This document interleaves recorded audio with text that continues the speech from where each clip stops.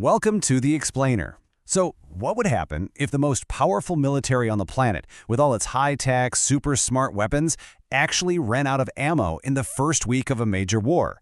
It's a critical question, and today we're diving right into it, exploring the race to restock an arsenal that was built for pinpoint precision but might not be ready for the massive scale of a modern fight. Okay, let's get into it.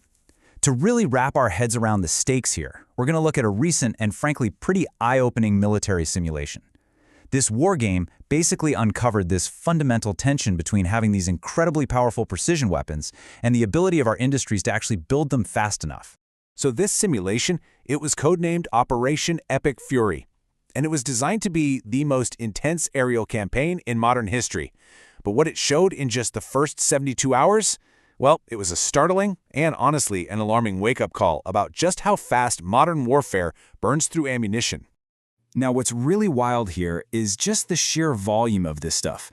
But here's the kicker. Look closely at those last two lines. The SM-3 and SM-6 interceptors. These are defensive missiles, right? Their job is to shoot down incoming attacks. In just 3 days, hundreds of these multi-million-dollar weapons were used up just to protect U.S. forces from being hit back.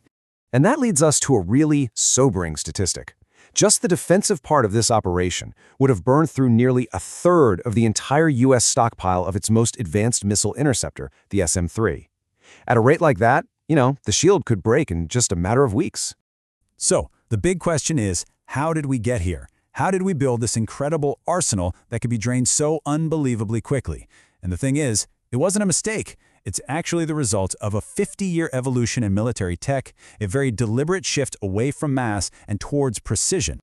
Think about it. Back in World War II, the whole strategy was just overwhelming force.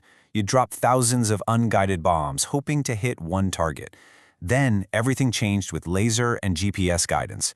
Suddenly, one bomb could do the work of 1,000. But this whole new era of smart weapons, which is now leading us to autonomous systems, well, it created a totally new kind of problem.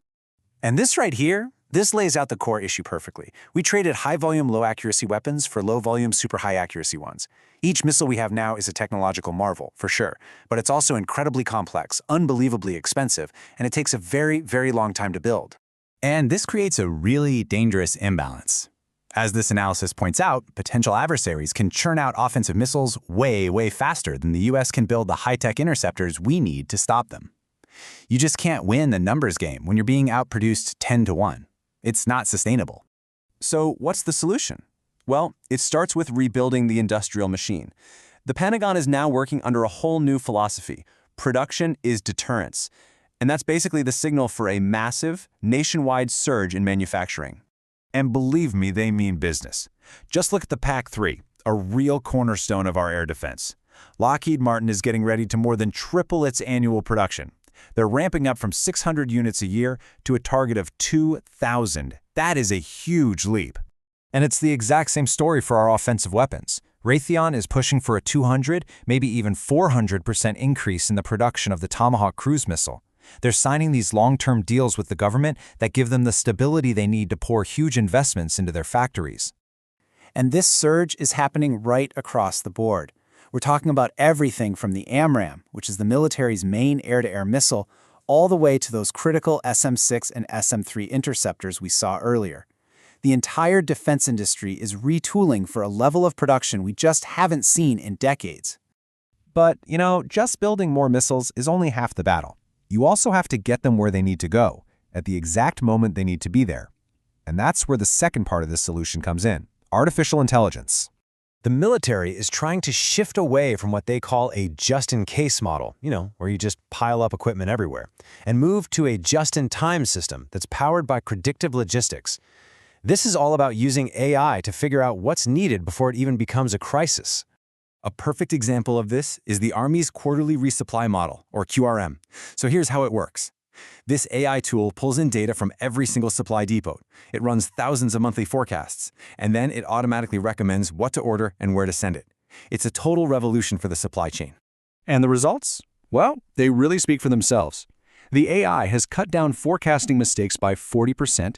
It's 3 times more accurate than a human forecaster using the old methods, and it's saving millions by cutting way down on expensive, unnecessary shipments. What's so cool is that this whole strategy is taken right from the playbook of the commercial world. I mean, think about how Amazon literally moves products to a warehouse near you before you even click the buy button. The military is now trying to apply that exact same data-driven, predictive magic to logistics on a global battlefield. So you've got this two-pronged approach: crank up production and weave AI into all of your logistics. It's incredibly powerful. But the race to replenish, well, it's not over yet. There are still major hurdles to clear, and it all points toward a pretty radical new vision for the future of warfare. Okay, first, the bottlenecks. You've got this unpredictable stop-and-start government funding that makes it really hard for companies to make big, long-term investments. And, maybe even more critically, the supply chain for all the rare earth minerals you need for these high-tech weapons, a lot of it runs directly through potential adversaries. And that creates a massive strategic vulnerability. So where does this all go from here? Well, the future looks like it's all about finding a new balance between quality and quantity. On one hand, that means developing thousands of cheaper, expendable autonomous drones that could just overwhelm an enemy. And on the other hand, it means pushing manufacturing right up to the front lines, using things like 3D printing to create spare parts right there on the battlefield, which gets rid of those long, vulnerable supply lines. Which leaves us with this final, really critical question. The future of military power looks like it's going to be this delicate fusion of raw industrial power and intelligent, predictive, machine-speed logistics.